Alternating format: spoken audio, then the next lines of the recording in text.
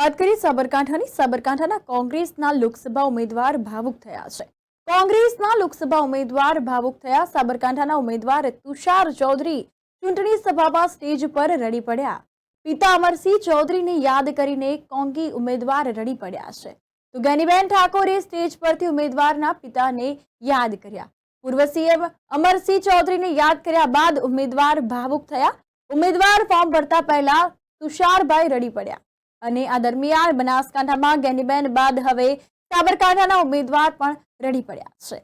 વાત કરીએ સાબરકાંઠાની તો સાબરકાંઠામાં હવે ઉમેદવારી ફોર્મ ભરાયું છે। આ દરમિયાન તુષાર ચૌધરી ચૂંટણી સભામાં સ્ટેજ પર રડી પડ્યા। પિતા અમરસિંહ ચૌધરીને યાદ કરીને રડી પડ્યા। તો ગેનીબેન ઠાકોરે સ્ટેજ પરથી ઉમેદવારના પિતાને યાદ કર્યા। પૂર્વ સીએમ અમરસિંહ ચૌધરીને યાદ કર્યા। ઉમેદવાર ભાવુક થયા છે। ઉમેદવાર ફોર્મ ભરતા પહેલા તુષારભાઈ રડી પડ્યા હતા। બનાસકાંઠામાં ગેનીબેન બાદ હવે સાબરકાંઠામાં ઉમેદવાર પણ રડી પડ્યા। આજે સમગ્ર લોકસભા વિસ્તારના આગેવાનો અને કાર્યકર્તાઓ ખૂબ મોટી સંખ્યામાં ઉપસ્થિત રહ્યા હતા।